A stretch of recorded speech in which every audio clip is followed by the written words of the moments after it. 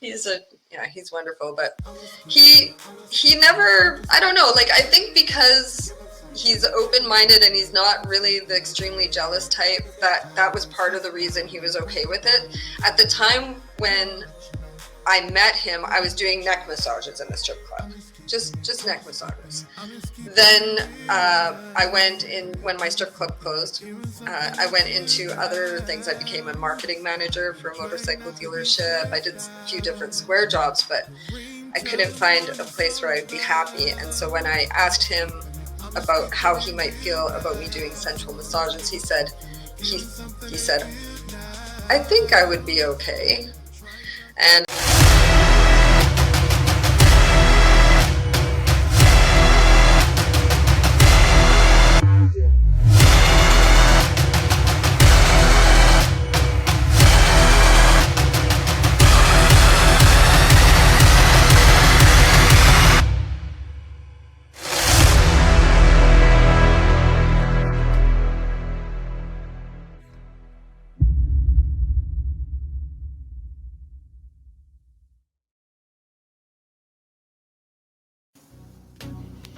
Welcome to another episode of the Love Can't Wait show. I'm your host, Sharp Game. So like and share this episode.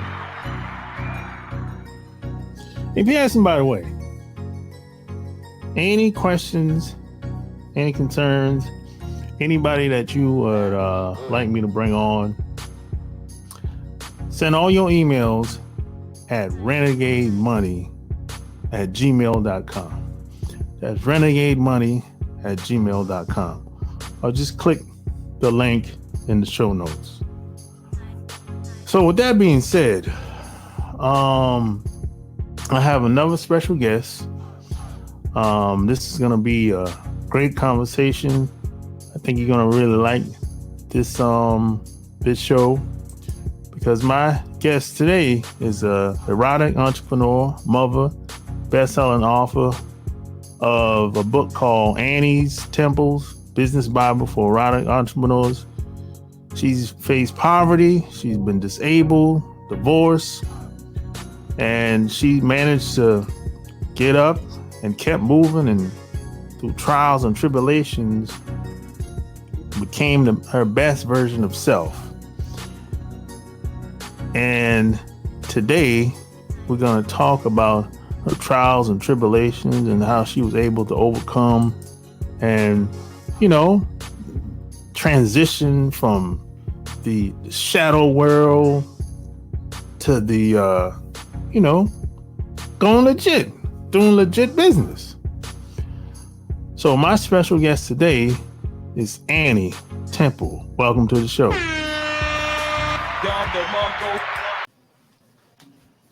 So where are you from? I live in Surrey, BC, Canada. Oh, yeah, I'm in Charlotte, North Carolina. Oh yeah. Yeah, I've never been up there. Not. I think the furthest I've been is Vancouver. That's very close to where I live. Okay, yeah, that's the furthest I've ever been. Yeah, I haven't been to. People talk about Toronto all the time. I have never been. Me neither. Yeah, but it gets cold up there. It does. Where I live, close to Vancouver, we're kind of the rainforest, so it rains here a lot. It doesn't get a lot of snow, but only a few hours away where I grew up, we would get snow every winter. We would have 4 seasons. Here it's like summer and rainy season. Oh, yeah, well, yeah. About the same as here where I'm from. Pretty much. Yeah, it's like today is freezing here. Yeah. So how'd you get into adult entertainment? I started when I was 23, actually very, very shortly after my 23rd birthday. I was a young woman in a big city. I'd kind of fled my hometown to run away from my problems. And when I got to the big city, even though I have really great work ethic and I had confidence that I could find a job, no problem. And I did find a job within 2 days of being here. We're doing retail, so selling leather jackets. That job just didn't pay me enough money to survive, like to get by. I honestly couldn't pay my rent and eat at the same time. And I was just struggling, and I was handing out resumes everywhere, trying to find a position that would actually enable me to make a life and, you know, actually pay my bills. But nothing was coming to me, and I was finding myself getting more and more depressed because I'd already kind of left this emotional situation behind, and then I was in the big city, and now I'm broke and emotional. So a friend of mine who was an exotic dancer came to town to visit me and cheer me up, and she suggested, why don't you try exotic dancing? And she wrote down phone numbers for a few of the agencies in my area, and then she went back on the road. And a couple weeks later, without telling anyone, I phoned one of those numbers, and I met with an agent, and he told me that I would need to make some money to get the tools of my trade, which were like music, costume, shoes, and a blanket, because we crawl on the blanket. So I didn't have any money to get those things, so he got me doing something that was relatively new in Vancouver at the time. It was private show dancing. So I started private show dancing, and the first night, in 3.5 hours, I made a little more than what I made in 2 weeks at my leather jacket retail job. So I was super excited about that, and I quit my job the next day. So that was kind of how I started. It was really out of financial necessity. But then once I got in, then I was hooked. Yeah. So how'd you grow up? How was your upbringing just as a child and everything? Yeah, I grew up in a very poor family. My father was an alcoholic. In bed at night listening to my parents screaming at each other, you know. Yeah. But I grew up in the poor neighborhood, and I grew up like feeling like people misunderstood us and we were discriminated against. So right from like my very young years, I had like this activist spirit where I felt like I needed to defend people who other people just didn't understand, in my opinion. Because my family were a lot of addiction, a lot of people who were in and out of jail, but they were the people I loved. So I had this need and desire to defend them and to prove to people that we were worthwhile people. And then later, when I became an exotic dancer, my mother was so unbelievably disappointed. It was crazy. But my dad was actually proud of me. Oh shit! But why was he? I think he saw that it gave me financial independence, gave me a lot of other good benefits to my life. I was happier, I felt more confident, I felt less intimidated by people who were out of my class. And because in the strip club, everybody comes to the strip club. Every class of people, yep. So suit and tie guy, construction workers, we got the blue collar, we got the white collar. They're all coming in, and I've got power over all of them because they're there to see me, and they just want to make me happy and make me smile and give me their money. So I felt empowered by that, and it made me feel less intimidated by people in my regular life. So for instance, walking into a bank, before that I would have been really intimidated by all the people in the bank, but once I had the opportunity to rub elbows with all kinds of different people of different classes, then that smashed my own class barriers. Yeah, I can understand that. Yeah, the reason why I asked about your upbringing, because a lot of people try to paint everybody, just because only poor people end up in the strip clubs, and I said, no, actually, man, people that grew up well off, they just straight away went in an entirely different direction based on what their parents wanted.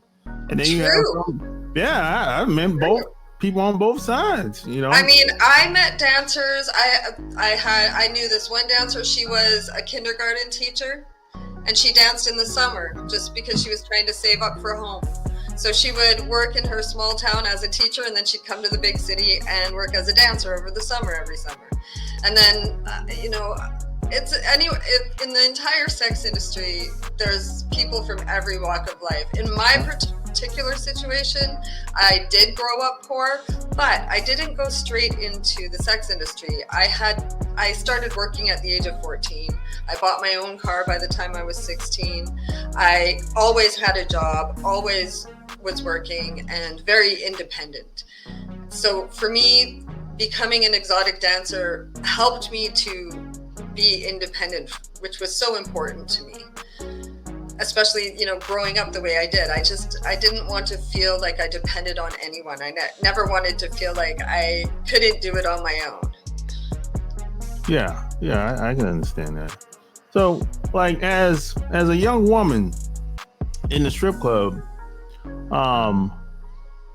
did that kind of make you feel differently about men? Because there's some women, I've talked to women about this, they can't decipher what type of guy is what type of guy.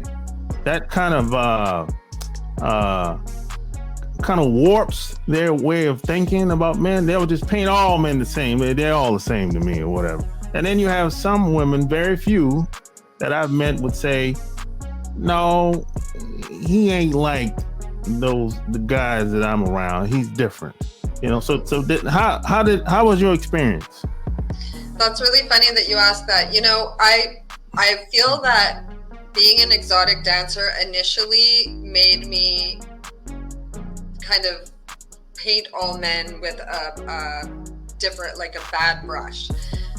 I started out coming into the industry already kind of like mad at men and jaded from my past relationships, as a young woman.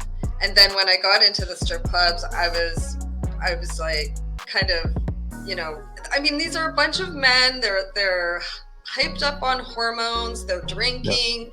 Yep. You're going to see the worst kind of behavior in the strip clubs. And interestingly, because I've waitressed in lots of different kinds of venues, strip clubs were the ones where I was least likely to be touched while I was waitressing. Oh, even walking around as a stripper. The guys know they're not supposed to touch you, that without permission. Yeah. Depending on the clubs, if the clubs even allow that. Yeah. Back in the day when I was dancing, they didn't allow that. So nobody touched, whereas I'd work in a pub as a waitress and I would have guys touching me all the time. But it's still kind of an environment where you're going to get a minority of customers who just behave so vulgar and so inappropriately that it kind of builds your walls up against everyone. But I found in other parts of the adult entertainment industry, like for instance doing massages, I found that my heart really opened up more to men and to different men, and men that I wouldn't have normally have found attractive, or where I would never have imagined that I could share an intimate experience with. But so it's like, it depends on where you are in the industry. It also depends on like how you look at your job. Yeah. Why is that? Why do you think you were more open to men? And I guess why is that? I think what changed for me was when I was in university. I was a young stripper going to university, and I was in women's studies class, and I wouldn't tell anyone I was a stripper because everyone in my women's studies class were like, strippers are perpetuators of rape culture, blah, blah, blah. I knew that I would be turned on, and I hadn't found my voice yet. But I felt so empowered working as an exotic dancer that I wanted to write all my papers about it. So I ended up writing a paper trying to prove how empowering exotic dancing was, and I couldn't find any source material. So I decided to interview dancers. And I interviewed a whole bunch of dancers, and I wrote this entire essay, and I handed it in. And on the day that we were getting our papers and our grades back, the instructor held my paper back. She handed out everyone's paper, but she kept mine. And I thought, oh my goodness. She said, I need to talk to you after class. I thought she's gonna host an intervention or something. Yeah. But she actually said, I'm sorry, I can't accept your paper because I need published sources. I couldn't do my own research. I had to use research that had already been published. And I said, well, I can't find any sources. And this was like 1998. Yeah. And she said, well, I can help you with that. And then she led me to one book in particular called Whores and Other Feminists. And it was such a good book. And that book, it just opened up my mind and made me realize that feminist theory is all just theory. Yeah. And it's not fact. And I could stop internalizing the oppression that was being put on me for being a part of the adult entertainment industry. And I could start enjoying my job, and I could start appreciating my customers. And I got that from other sex industry workers who contributed to that book. And it was a book of like different essays, articles, and whatnot. So having that opportunity to have my mind opened up to those, different ideas and knowing that I didn't have to feel bad about stripping just because there's a bunch of mostly white middle-aged women who say it's bad, So it was very freeing for me. And then that started me on this whole new path. That's when I started to find my voice. And that's when I started to do sex worker activism and got into building the community and that kind of thing. So that was such a huge turning point for me. And I feel like all those, because I ended up quitting university and I never got a degree or anything, but I feel like that was the pivotal moment, and that was the reason I was supposed to go to university, was for that specific lesson. And also to learn that academia is not all-knowing, and to question academia, No. Yeah, I met when I lived in Atlanta, I met some quote so-called feminists or whatever, but they're not really living like that. It's more of a opportunity for them to do whatever they're trying to do, whatever. And I've talked to a lot of these women. They know most of the stuff. That shit don't work in real life. It's more a media driven type thing, people now they do it for clicks now or ratings or whatever, but in real life a lot of that stuff don't work. Well, I feel like when you create any kind of us versus them, and that's what feminism does, is it creates we're women, you're men. It's us versus them. And I don't think that anything that creates division can be healthy or can lead to anything good. It just can't, because any division leads to bad. That's just how, if anything we learned from COVID, right? Yeah. And then these same women, they're married. So they would go to a meetup or a conference, and they'll come together and say this and say that, and be like, well, I'm going home I gotta pick my kids up and go home and cook for my husband. I'm like, you're married? Like, yeah. Poor guy.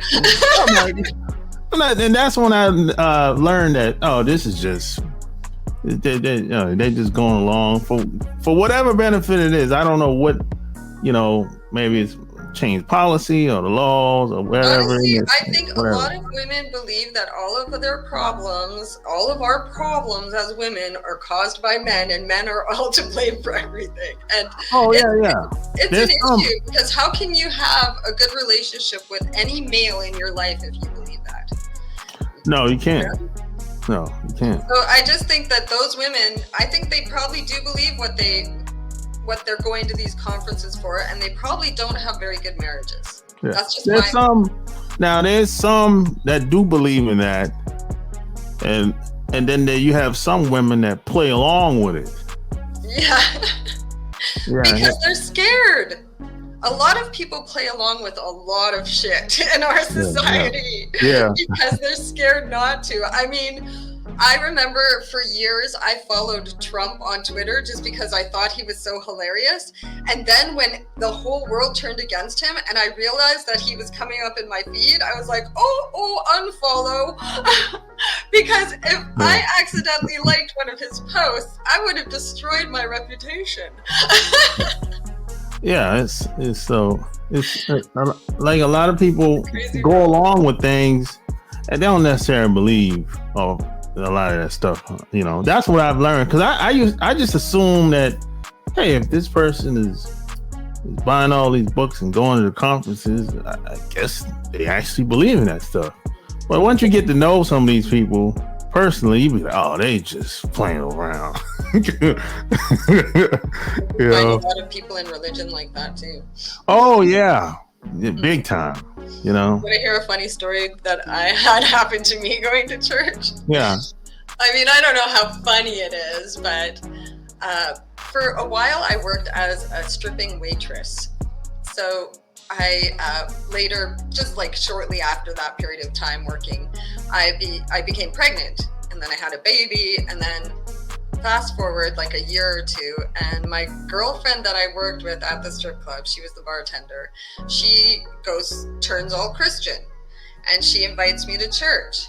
So I start going to church with her, and I actually got baptized and became a Christian, and it was really beautiful. It was amazing how, like, I started reading the Bible because I knew my child was going to be raised with Christian values because her father was a Christian, and I wanted to learn more about it. And then it really just talked to me and resonated with me, and it just made my life amazing. But then the little church we were going to closed, so she ended up going to a different church. So one day she invites me to this new big church, and I go with her, and there's a guy there that used to hang out, one of the customers at the strip club that we both worked in, and he's there with his wife. So, and my friend says, the bartender, her and her husband are there. She says, oh, I invited them too, and we're all going for breakfast after. Do you want to go for breakfast after? So we went for breakfast after. I had my little 2-year-old with me, my 2-year-old, the customer and his wife, and my friend, the bartender, and her husband. And breakfast was fine. I go home, and then about an hour later, I get a phone call from my friend saying, did you know there are naked pictures of you on the internet? And like my heart started pounding. I was like, yeah, I posed for somebody. I got paid like $100 an hour to do some nude posing. And this is before I knew what the internet was. I didn't have a computer, anything. Like I had no idea. Like to me, it seemed impossible that anyone would ever see them. But what had happened is the customer had found pictures of me on the internet, like surfing pornographic websites, printed them up, brought them to church, and then showed them to my friend's husband in between church and breakfast. Like, that was just the weirdest. Like, what are you doing at church, buddy? I'm telling you, people do weird things in these churches, man. Yeah, shocked. You would think that would be the last place for somebody to even think about doing anything like that. Right? But no, it's not. There's a lot of weird stuff going on in these churches, man. I was so shocked. I couldn't believe it. But it turned me off of going to church for a long time. It made me like more careful about trusting people just because they went to the same church or seemed to be what they seem to be. But yeah, they aren't always. No. So how while you were working at the strip club, did you want to be in a relationship with a man or thought about it or did it affect your relationship with men any? Yes, it did. I had a lot of men try to date me and ask me out. I finally did end up dating a man that I met in the strip club, and he actually became the father of my oldest child. But he couldn't handle it. He got very jealous. He would get very angry with me when I would come home after an 11 or 12-hour shift and put on sweatpants and be too tired to have sex, and just, you know, be too tired and just exhausted. And he'd be like, you go to the strip club all day and look good for other men, but you come home and you just want to go to bed. I was like, man, I'm tired. And then he would also sometimes like come into the strip club and he would be sitting in the club while I'm on stage, like mouthing angry things at me, and I would have no idea what he was saying, and I would just be like trying to smile and do my show. So yeah, and you know, other times we'd be, because back then we had payphones in the change rooms, and the payphone, sometimes a jealous boyfriend would get a hold of the change room number, because, you know, when things were good, and then he would start phoning it over and over when his dancer girlfriend was trying to avoid him, and we would all be like answering the phone like, please stop calling. Just, they go insane with jealousy. It's just so crazy. Yeah. But fortunately, you know, they're not all relationships are like that. Honestly, I think when I look around at civilian people's relationships, they are just as fraught with jealousy and control and toxic behaviors as when you work in the sex industry. And the key, I think, for everyone is to find someone that's not jealous. And if you are someone who's jealous, figure that shit out. Yeah. I mean, I think a little bit of jealousy is okay. I mean, controlled, you know, I mean, there's certain things that,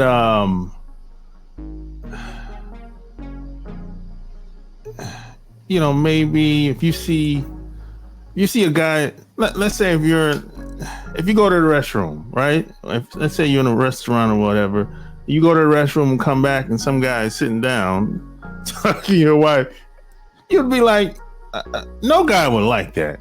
Mm-hmm. But you don't have to, but there's a way to handle it. Mm-hmm. You know, that's what I mean when I say a little jealousy is okay. I think so too. Like, I think that we all have a little jealousy, and it just proves that we care about the person. But we have to get control of that green-eyed monster. So when I feel jealous, I stop immediately and remind myself that this person is choosing to be with me.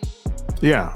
And I love him. So if he does decide that he wants to leave me for someone else, then I should wish him the best, because if you love someone, you want them to be happy.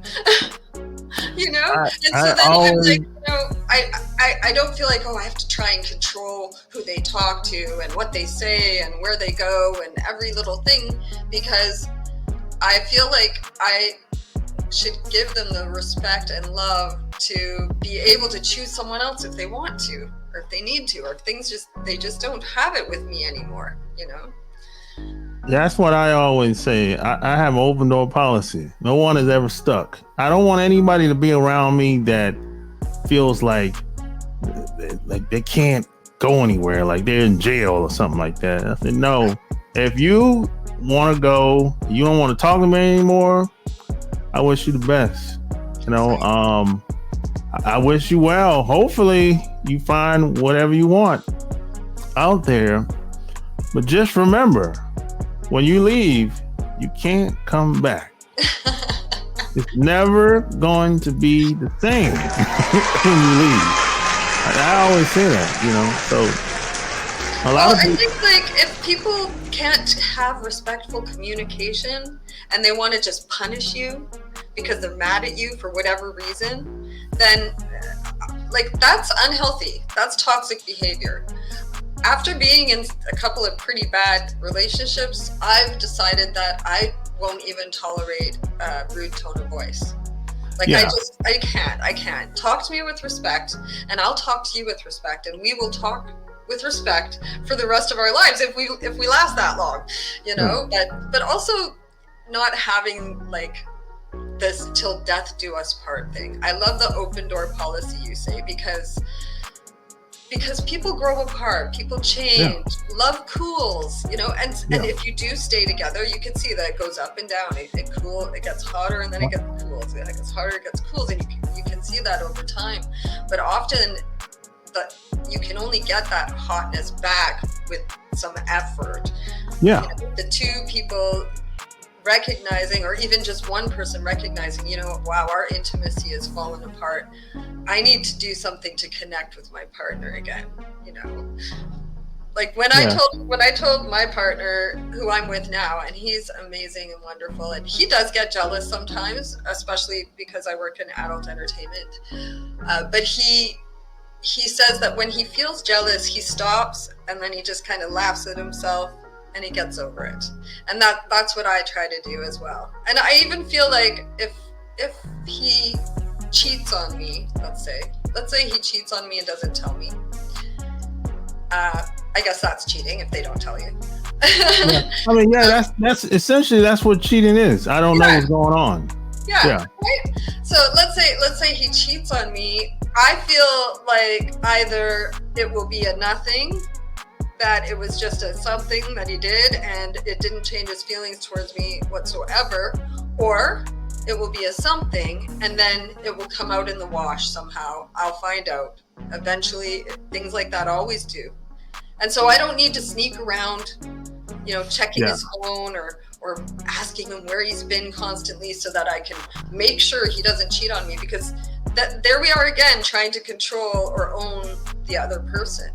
And I have enough trouble controlling my own life and my own mind. I don't want to try and control other people's too. Exactly. Because when I was younger, I used to, you know, run around and cheat when I was in a relationship with women. And most of the time it sucked. I was like, "Wow, you're a waste of time. My girl was better than you. Oh my god, my girl is better than you." I remember when I was single after I left my husband, my two younger children's father.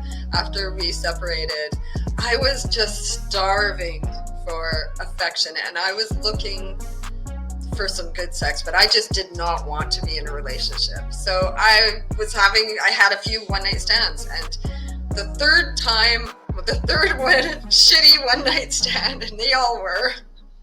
The third one, I was cabbing home because I'd gone to this guy's place, and I was cabbing home right after, and I was literally laughing at myself in the back seat of the cab, thinking, no more, I'm not doing this anymore. Yeah. Most of the time they suck. A lot of people will say differently. Oh man, I love one night stand. Man, I don't know. Maybe your experience is different than the rest of us. Most of them suck, man. I know. Well, even like hiring a provider, you know. So when I started doing a sensual massage, I wanted to know what it was like to be on the customer end of the transaction. And so I went and hired a provider myself. I hired providers on 2 different occasions.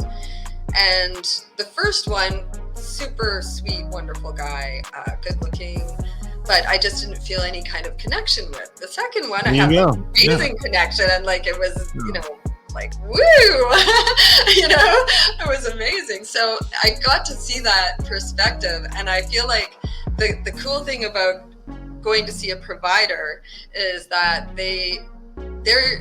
if they're a professional, they are intending to create a wonderful experience for you.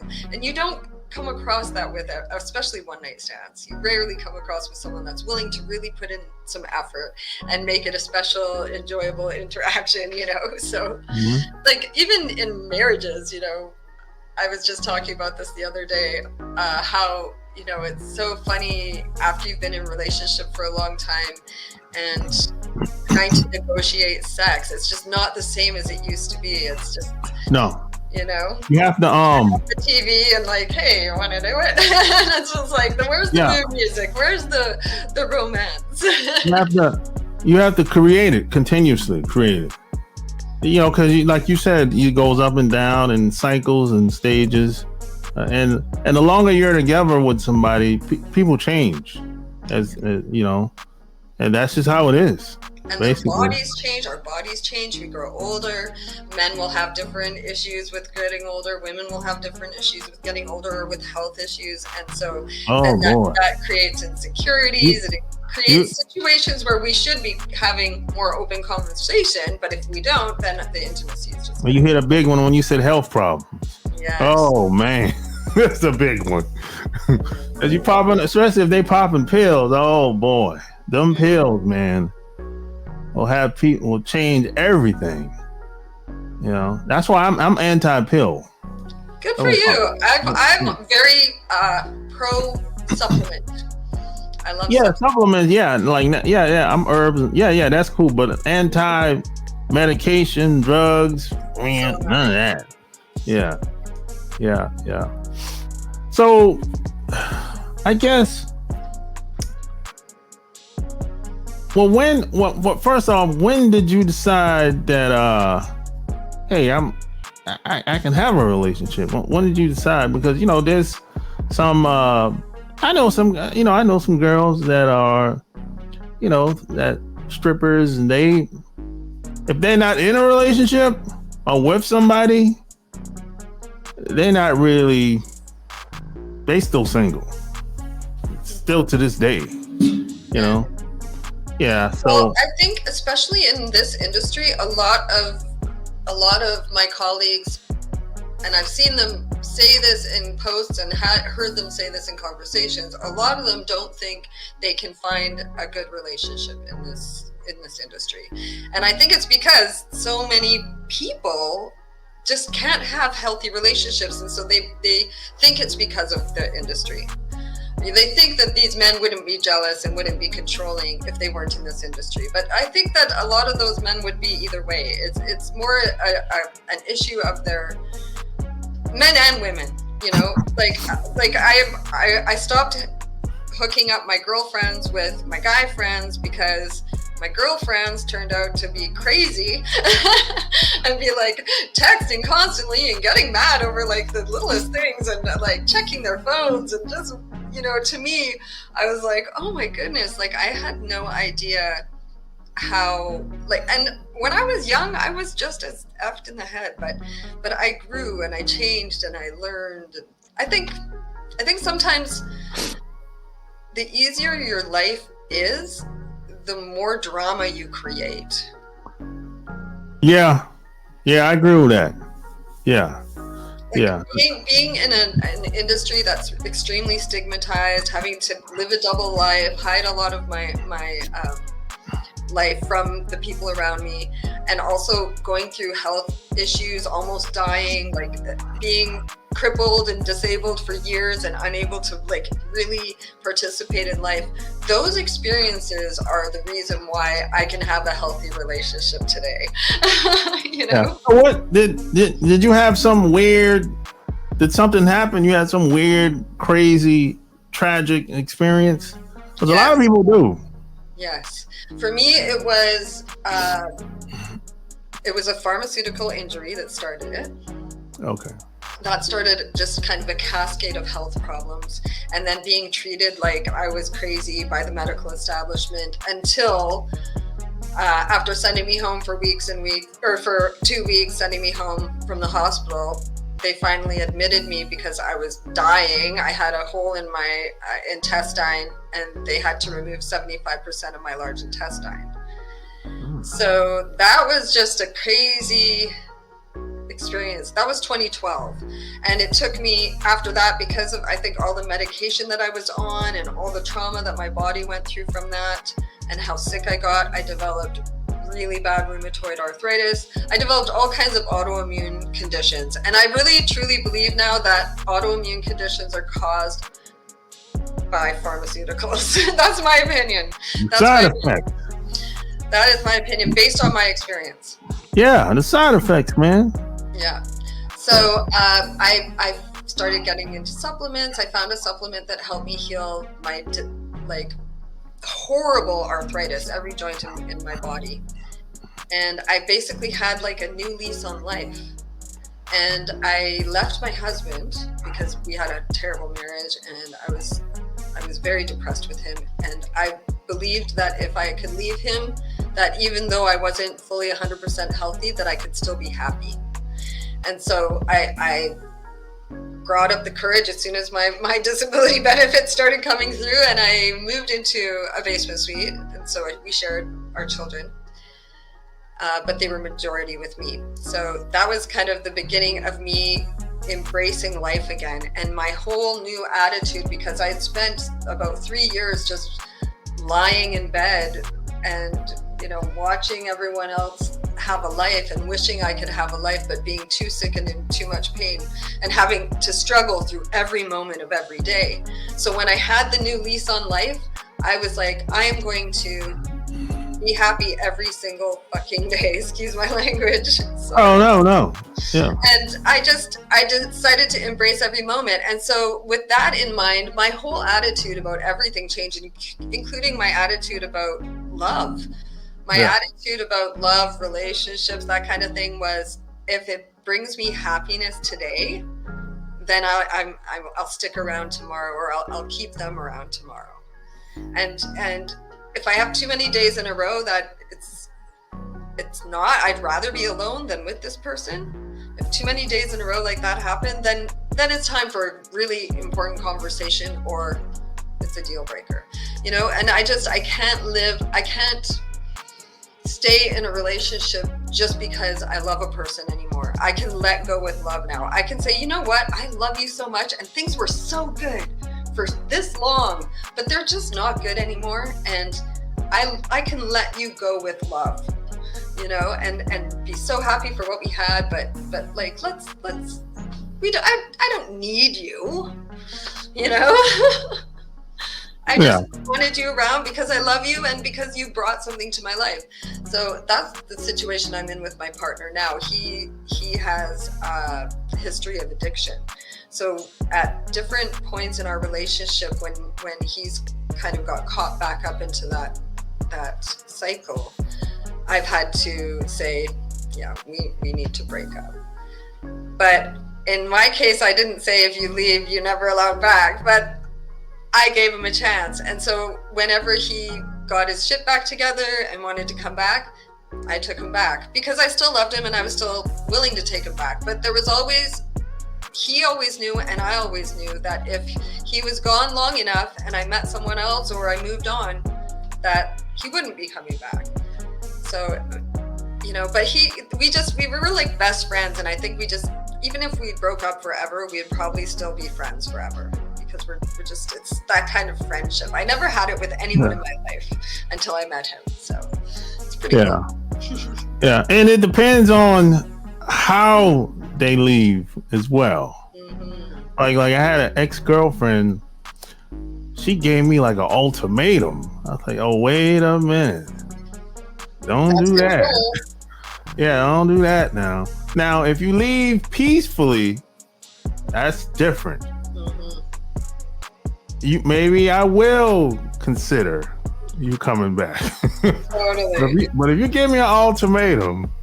Or have you ever had like a girlfriend that you wanted to break up with and tried to break up with, but they wouldn't let you?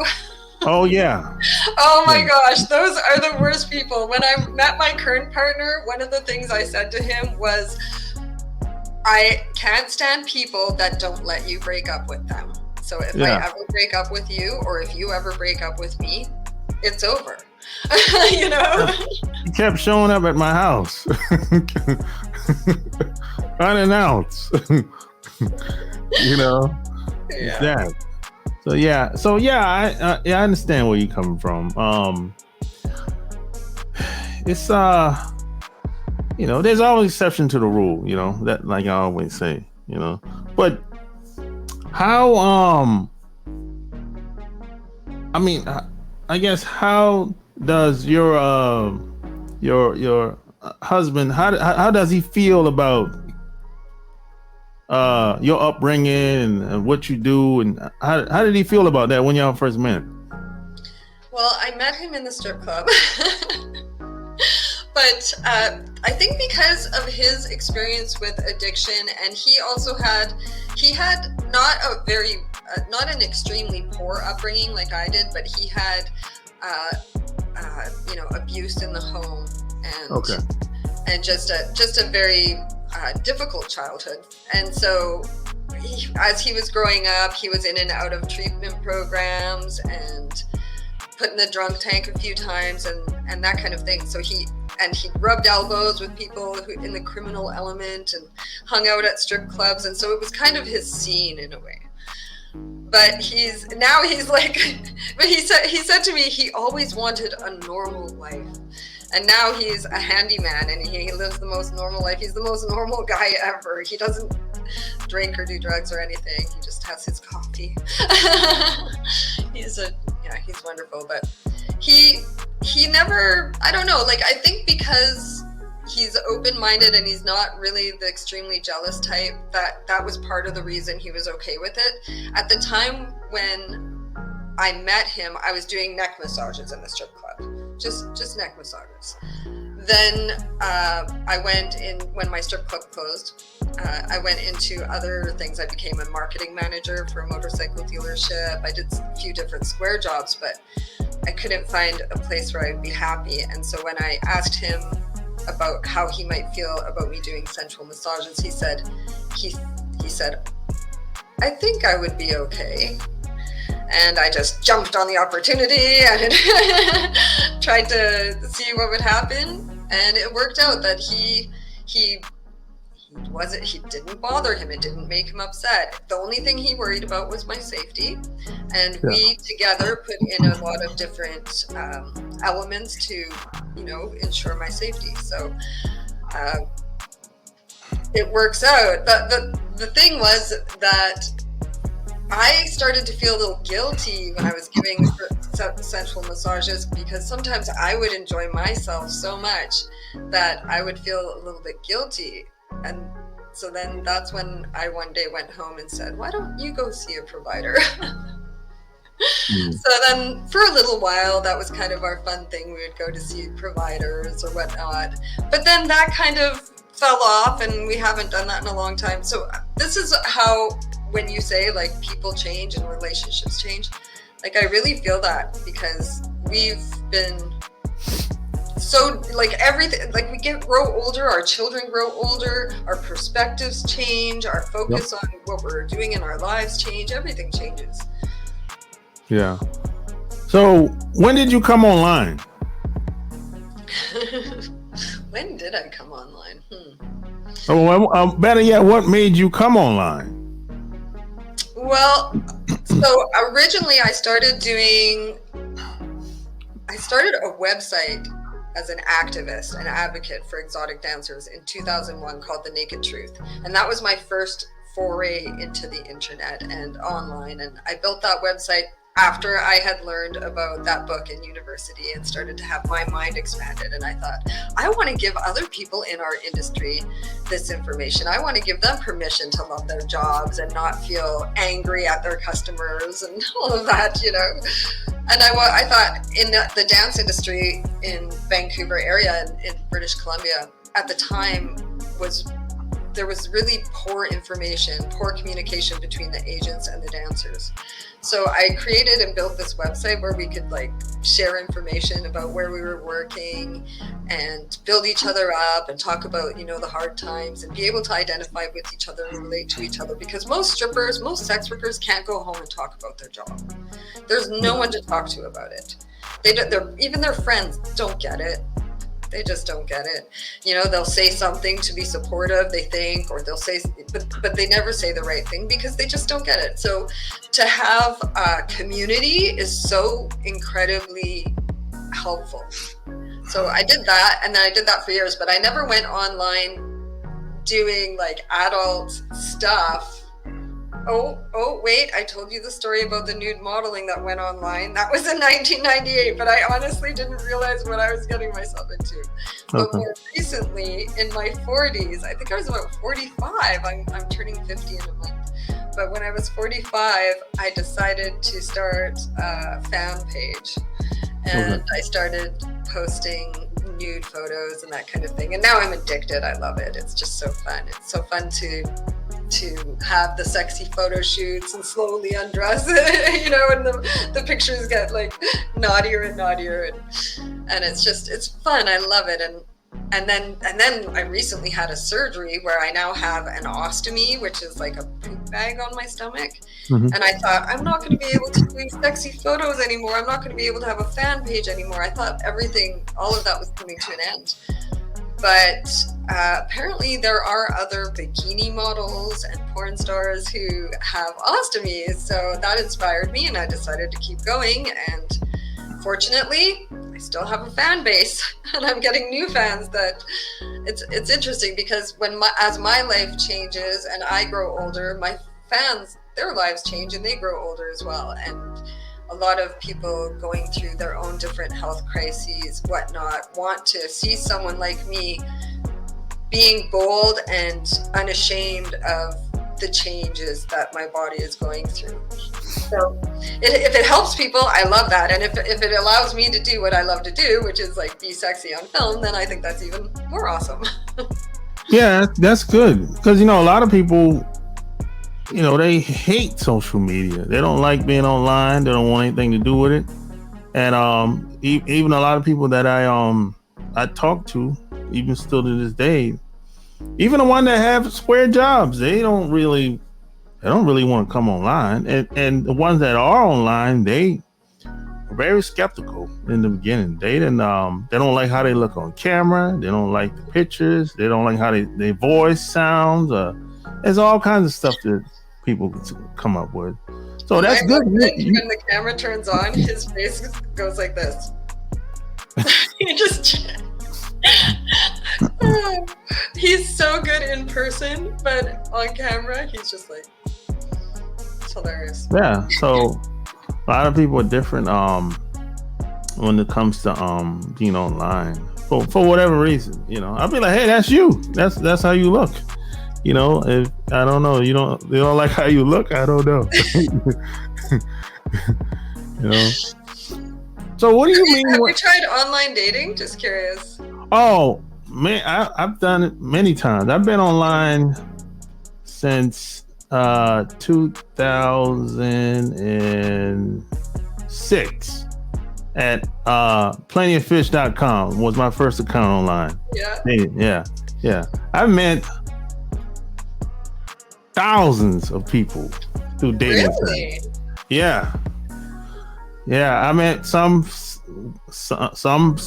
people by themselves and groups. Nice. From all over the world. That takes a lot of courage. Yeah, things do happen out there. Some people got robbed, people got killed, but also just the thought of sitting through potentially an hour or more with someone that you can't stand. Yeah, I've had a couple, maybe 2 or 3 meetups where it just didn't go well. But I've had maybe 4 or 5 close calls where if I would have met them at their hotel or at their house, I'd pretty much got robbed, or something would have probably happened to me. So you have to know. See, I trust my instincts. You have to know when something's not right. Totally. Yeah. So some people don't have that skill. So I just knew on this particular one time that, yeah, something's not right about her. She's not, plus she don't want to talk on the phone. I'm not going anywhere if you don't pick up the phone. We can text as much as you want, but if you don't pick up the telephone, I know that's a red flag. No doubt. Yeah. So how did the book come about? The book happened, the Business Bible, so Annie Temple's Business Bible for Erotic Entrepreneurs. It came about because I was looking for a book like that when I started doing massages out of my apartment. And there was nothing to be found. I was lucky because I've worked in the adult entertainment industry for as long as I have, and I've made friends with people in all aspects of the industry. So I had people I could turn to ask questions and who could mentor me. But what I really wanted was just a step-by-step guide, or like an account of how someone else started their business, what they needed, what they used, ways to make sure they're safe, trust their instincts, screen clients, create safety plans, that kind of thing. And then beyond that, how to market their business, how to build a website, how to manifest money with a good mindset, and all of that.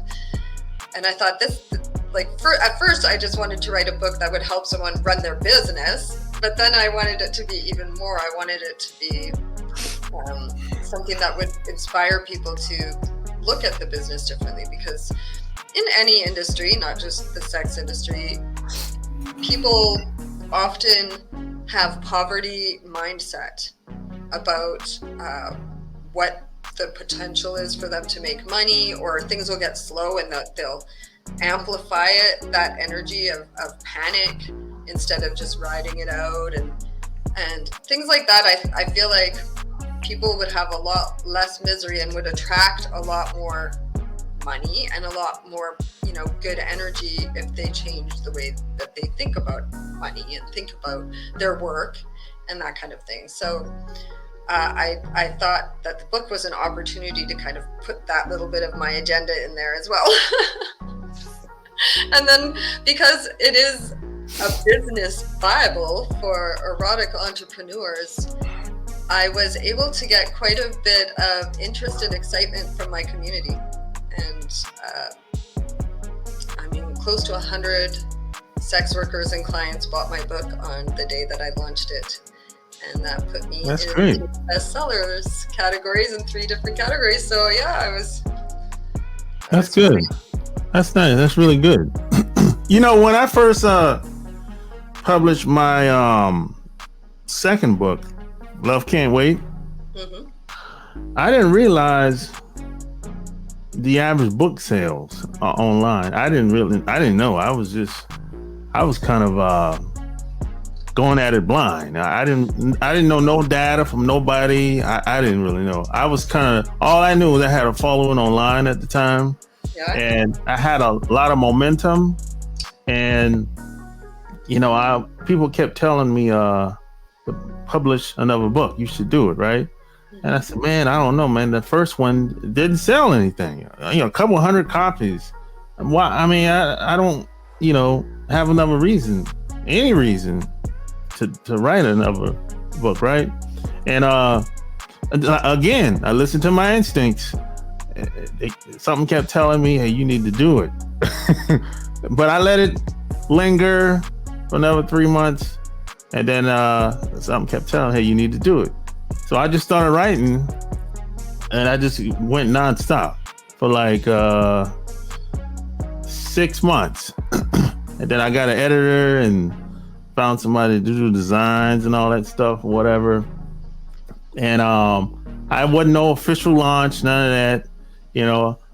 I just told people, hey, the book is going to be done on this date, and I'm going to drop it, and that's it.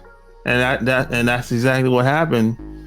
And that thing, it took off. And I had the and plus I had the downloads in the paperback, and I couldn't believe it. That's amazing. How exciting, right? Yeah, I couldn't believe it. I said, oh shit. And the crazy thing is, I was at the time I was moving like across town basically. And this was a day where I didn't have access to the internet on this day, because I had to wait, to get the internet hooked up where we was moving at, and it was delayed for whatever reason, right? And on this particular day, I was on my cell phone, and I saw, because every time someone buys, I get like an email, and it was like a long email from Top. I was like, oh shit. That's awesome. Yeah. That's such an incredible feeling. Yeah. So after probably like a month later, I was talking to other people, and they was telling me about all the data and all that. They said, man, the average book sells like what? They said less than less than 5,000 copies. I said, no, there's like 2,000 copies. I said, what? 2,000 copies? Oh, that's horrible. After all that work. And there was like, well, how much you sold? I said, it's over 10,000 at this point. And I said, if you count the downloads, it's probably 20. And, I didn't know, and I was like, oh God, that's horrible. I mean, because you got to think about all these people that they got books with these big publishers. And I said, they do less than 2,000. They said, yeah, it's not what you think it is. That's why I decided to publish independently, because when I started out trying to with my memoir, trying to find publishers, but no one was responding. Yeah. And when I looked into it more, so I started to do a lot of research. And when I looked into it more, basically you do all your own marketing. And yeah. I thought, well, if I'm doing all my own marketing anyway, then why not do it independently? And then I can publish my book when I want. Yeah. So that was what I decided to do. My memoir is coming out on April 2nd, 2024. So I'm excited about that. I never thought about even trying to get a book deal. I never tried. That's how blind I was. Yes, let me tell you. You have to fill out, they give you every single publisher and or literary agent has different rules, different things that they want from you. So you have to recreate your proposal for every single one differently. It takes so much work, and it's mostly for no good reason. And I heard response. It's just and I heard about all the rewrites, and I said, man, if you might write something, they'll be like, they might delete all of that. And I was like, what? Oh no, never mind. You have control of your own work. Yeah. So do you ever because you have kids, and I know you have maybe some, you probably don't have it now, but in the beginning you might have had some friends that probably thought, hey, why she's in that strip club, or maybe you might think about what your kids might say one day. You ever think about stuff like that? Oh yeah, especially as soon as I became a mother, my first child, I have diary entries, and I even have letters that I wrote to her saying that I hope one day you don't judge me and that kind of thing. I decided that I was going to try to be as honest with my children as possible, so that it wouldn't happen that one day they would be shocked to find out that mom was a stripper, or mom is a sex worker, or mom's an adult entertainer, or whatever language they use.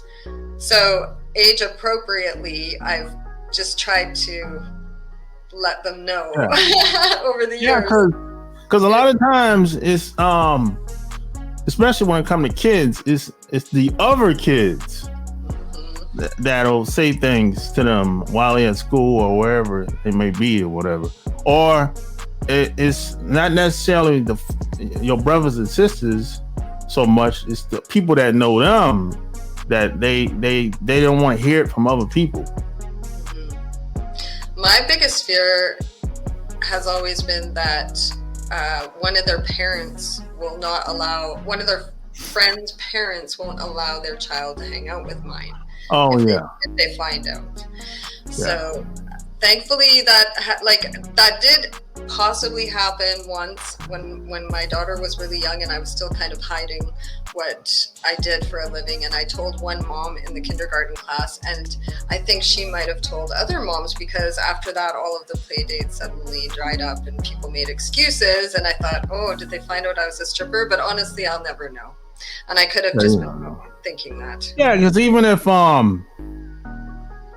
would say majority of the time, if people know things, you don't necessarily gotta be a stripper or an entertainer. You can be swingers, and if people find out, they'll be like, they might not say anything to you. You might it might be your neighbor. They won't say anything, but you won't be invited over to the party anymore. I know. People are so judgmental. Yeah, because I've met people, and they were swingers or whatever, and most people are very secretive, and I understand, but at the same time, I'd be like, look, I know there's some people that take things too far. That's just how it is. Mm-hmm. But I think the majority of the time, I told one woman that I know, I said, look, your family don't care what you got. They don't care who you sleeping with. They don't care. And I said, hey, test it out and see what happens. If you go to your sister's house and start talking about some guy you got on the side, she gonna be looking at, why are you telling me this? Most of them, they don't care. No, they just know that you're my sister, you're my brother, and that's it. Or my niece or whatever, that's it. They don't really care who you lay up with. It's not really that serious. But there's some people out here that take things too far. They're like, hey, I find out you're on your alternative lifestyle, so you're not invited over my house anymore or whatever. And those people, I look at it like they wasn't really into you like that anyway. Mm-hmm. If they're gonna take it that far. Yeah. Those who mind don't matter, and those who matter don't mind. Exactly. So true. Yeah, there was a situation in elementary school when my oldest daughter, my younger kids weren't. One was born, but wasn't in school yet, I think. But we had a big strip-a-thon event, and the cancer organization that had accepted our donation the year before refused our donation this year. And so we put out a press release trying to find a cancer organization that would accept our donation from strippers. And it was insane, kind of like what happened with your book. The news went crazy. I started getting like all these calls from different newspapers. First of all, in like where I live, then across my country, then around the world. It was just insane that people were so upset and offended that a cancer organization wouldn't accept a donation from strippers. Yeah. So all of a sudden I found myself like being interviewed by all these different people because I was organizing the event and I was the one who sent out the press release. And so my face was literally on the front page of newspapers, all the local newspapers, and people were flooding the local newspapers with letters to the editor. It was amazing. But I was suddenly outed in front of all of my daughters, in front of her elementary school, and I'd been on the Montessori committee and all this stuff, and all these people that had like never known were kind of like shocked. And I was really nervous walking my daughter to school the next day after this all came out. But what was so interesting was that most of the people just acted normal, or they were like, wow, I saw you in the newspaper. That's really great. And one of my daughter's friend's mom, an Asian woman, she was cutting out the clippings that she found in the newspaper and bringing them to me. And there was only one person who had really liked me before that, who kind of turned against me, and it was one of the teachers. And I just let it go. I continued to treat her with respect, but I just let it go. Yeah. You know, one of the things I found when I stopped feeling insecure and wondering what other people think of me was I started to notice that almost everyone else is wondering what I think of them. Yeah. And then I was like, oh my God, we're all just a bunch of insecure people. Yeah, most people, like I was telling the woman, most people are not really into you like that. They're not. And I know that doesn't sound good, but they don't wake up in the morning thinking about you like that.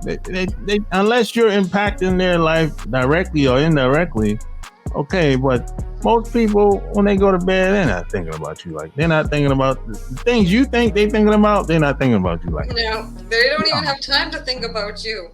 Exactly. They got too much stuff on their own to be thinking about. And it's the same when you feel like like you see it on social media all the time, where people are like, when you're there for everyone, but no one's ever there for you, or just, you know, whenever I need somebody, no one's there for me. Those kinds of yeah. things, and it's where I was completely alone and had to deal with a difficult situation. But I didn't say to myself, oh my God, where are my people? How dare they not be there for me? I thought they had their own lives. They have their own things that they're dealing with, and they wouldn't know to help me unless I asked, number one. And number two, even if I ask, that doesn't mean that they can help me. And I don't know what they're going through. Nobody's, you know, we're not like just we're not sitting all day reading every message on everybody's social media platform, so we know what's going on in everyone's lives, you know. And that's what I feel like another thing social media has kind of created this society where people just assume that you know what's going on in their life. And no, I don't. I don't have enough time to sit on social media and catch up on everybody's lives. No, not at all, you know. So when it comes to relationships, do you think, at least in this society, do you think like cheating, like having sex with somebody else is like a deal breaker? I don't see it that way. I don't either. I mean, because I mean, I haven't done it a lot, but I have cheated. And I know that I could have sex with someone that I'm not in a relationship with, or that I'm, you know, outside of my relationship, and that it would mean nothing. It would not impact my feelings towards my partner in any way. It would not, I would not be, I don't know. I just the fact that I know that I could have sex just for sex with someone else and still feel just as much love and connection with my partner, that tells me that infidelity is not the ultimate betrayal. Yeah, I agree. Yeah, because and that's always the issue when men and women today, because, you know, if a lot of people, once they start sleeping with somebody else, even if it's for one time, they'll go home and have an attitude. Oh yeah, I mean, it's just, I mean, even myself, like, before I kind of evolved to this new outlook on life, I used to get so jealous and so insecure. And if someone cheated on me, it would be, and I stayed with them, then it would be months of distrust and months of feeling sick to my stomach. And it was horrible what I put myself through, what I put my boyfriends through. I just look back and I'm ashamed of my behavior and how weak I was, you know, because now I look at that behavior as very weak. Now, you know, I would be hurt, of course, because with my partner, we have an agreement that if one of us wants to go outside of the relationship, we'll have a talk about it. We'll have a conversation about it. Yeah. And you know, if it's about kink, then we stick to the professionals. We go to the professionals. We don't have someone in our lives that could try and disrupt our relationship or interfere in it. You know, it's just because I am a professional, it just seems like a smarter way to do it for us. It works for us. Or if this hasn't happened yet, but if one of us were to develop feelings for someone else, well, I would rather be able to talk about it and make a decision together. Like, well, maybe we would decide that, you know, if he came to me and said he liked someone else, maybe we would decide that he could just give it a try and see if, you know, if they have a connection, see if he might want to pursue something. Maybe we should break up. Maybe we shouldn't break up. Maybe we should just give each other some room. Maybe we should do some open relationship stuff for a while and date other people and see how that goes, and make an agreement to have only safe sex so that we bring anything back to each other, you know. But to me, it's just important to, first of all, be open-minded, and second of all, to have the conversation respectfully, not angrily. Don't be angry at the person for being honest with you, you know, because then you're just creating a situation where they're never going to be honest with you, because they'll expect you to get angry. Yeah, that's how I approach it. Even before we got married, I was like, I want to start a family, but I can't promise that I'm gonna be. I'm gonna only want to have sex with you. I can't make that promise. That's very honest of you. That's so honest of you, and I respect that. Yeah, but I was honest. I'm not saying that it's going to happen that way. Mm-hmm. I really don't know. Because I always say, being that I used to be in the Navy, right? Military, that was a gift and a curse, because I experienced too much too fast at a young age. And, traveling all around the world, meeting people from all walks of life. And in some ways that kind of ruined me. Because I was so young and gullible at the time and naive, and as I got older, I was like, if I never would have went in the Navy, I wouldn't have been who I am today. I would have been just, the traditional guy, got one wife, kids, and that's it. More than likely, I probably wouldn't have traveled as much as I have. But you might not have been happy either. It's possible, Because I think a lot of people who push ourselves and force ourselves into that whole monogamy culture box, it prevents us from feeling free to be who we really are. Yeah. And I find that with clients, like so many clients that don't feel safe to tell their partner about their kink. They like to wear women's underwear, or they, or whatever. Yeah, because when somebody goes into the military, you can't go back to the way you was before you went in there. You can't unsee what you've seen or everything you experienced. So when you get out, it's kind of like, okay, I've been this way for 4 years, or however long it's been, or 8 years, or maybe 20 years, right? And I can't just go back to everything being the way it was before. That doesn't work that way, So, it's a very difficult transition for most people, but that's how I got married when I got out the Navy. So I approached it like, hey, I don't know exactly how it's going to go, but it's going to be a good ride. We're going to have fun. We're going to, continuously travel, whatever.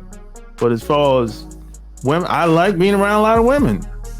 But the difference is, I like being around the same women. I don't drift out. I don't like meeting a lot of different women all the time. That's one thing. The women I know today, I've known them 5, 10, 15, 20 years.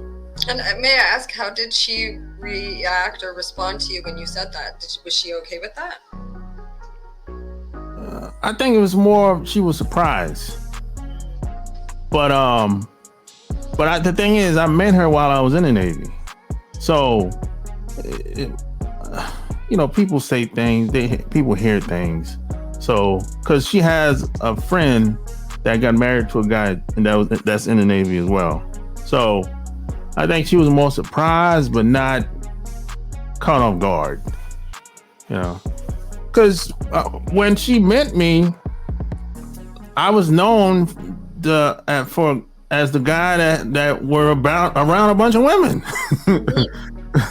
So I'm like, it's kind of like, hey, this is what you get.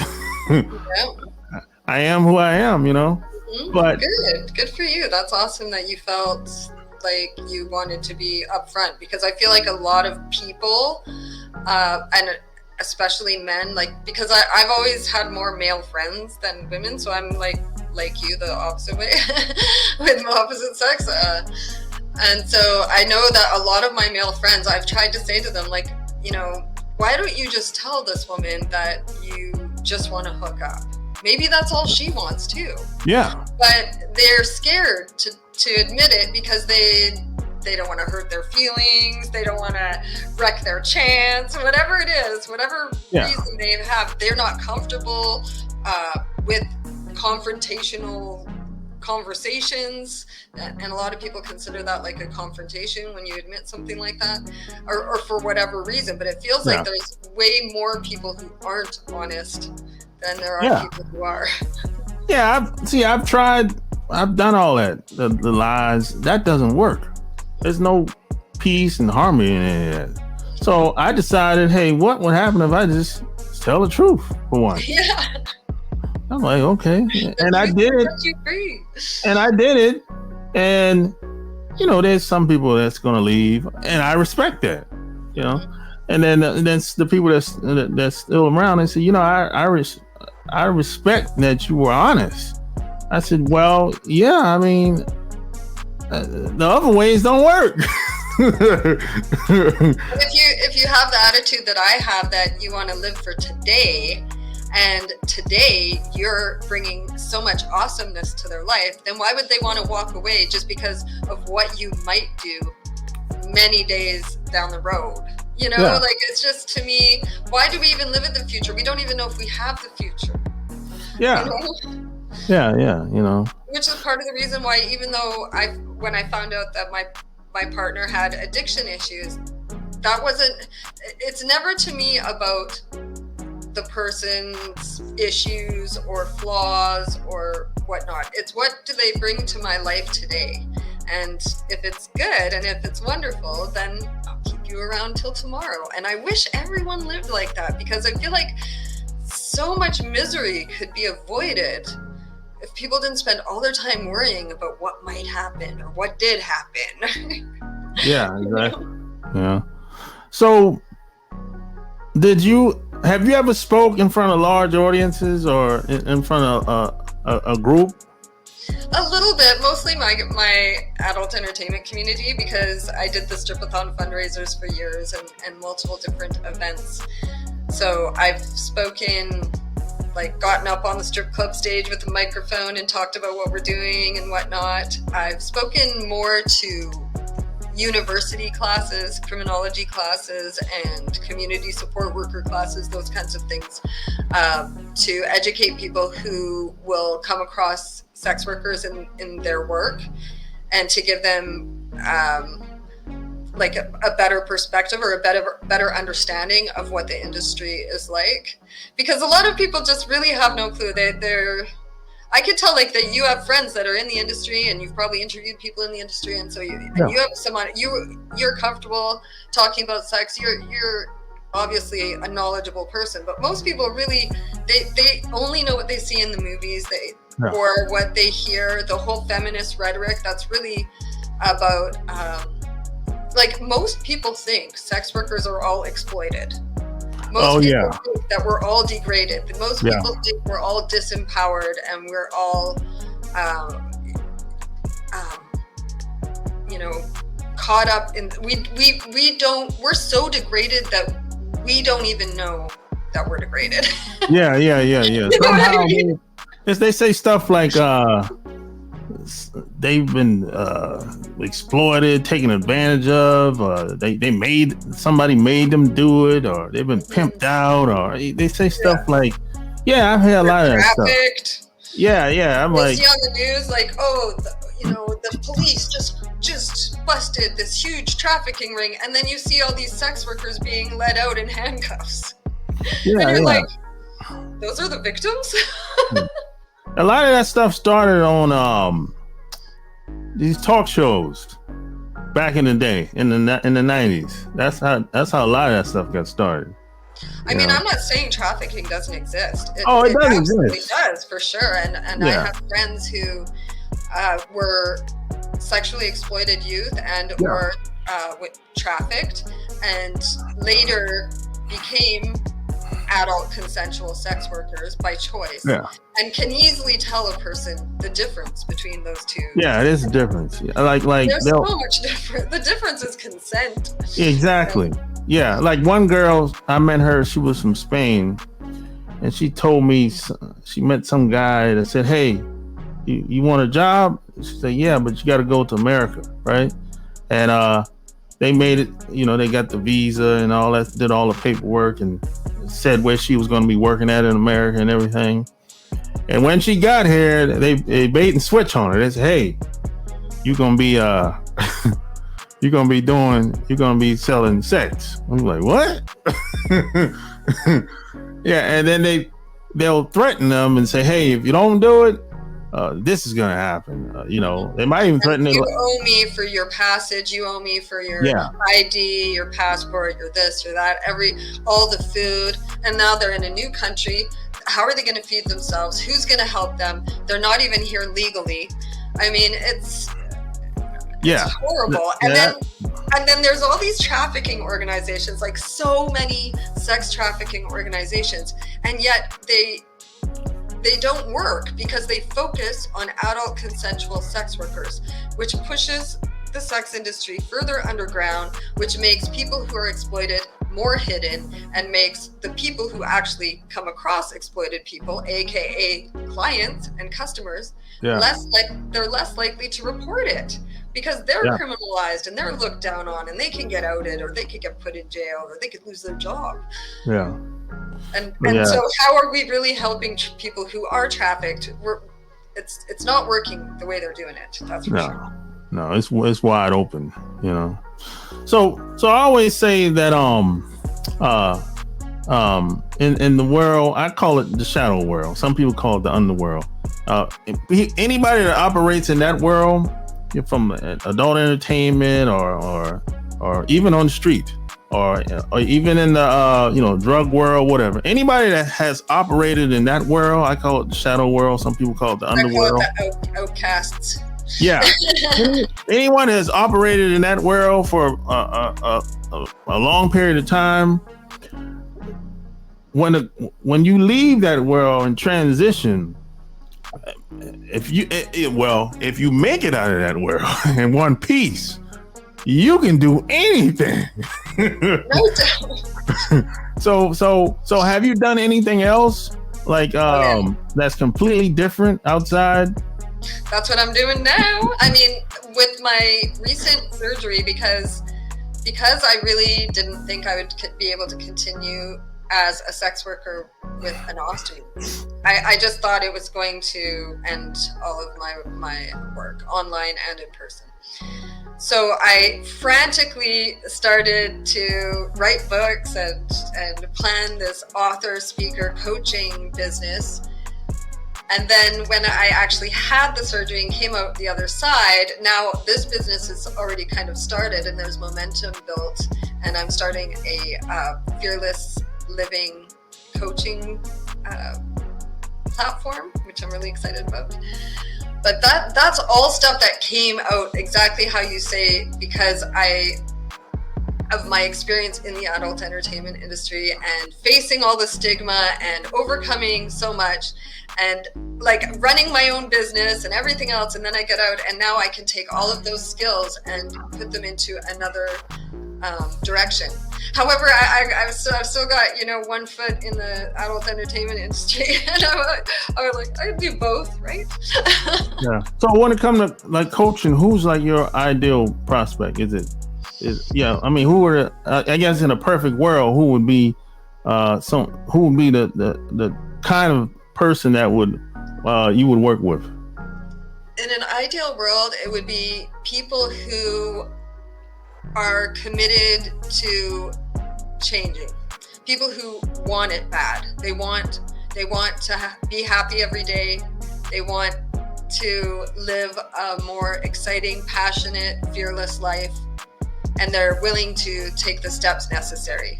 A lot of people say that they want that, but they don't really, or they won't actually do the work.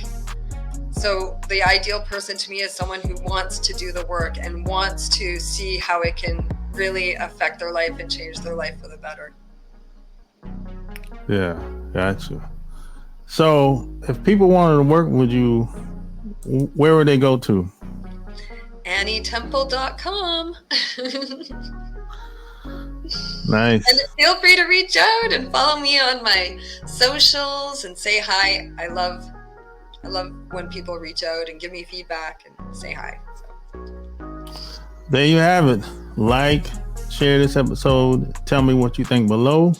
Until next time, we're out. Peace.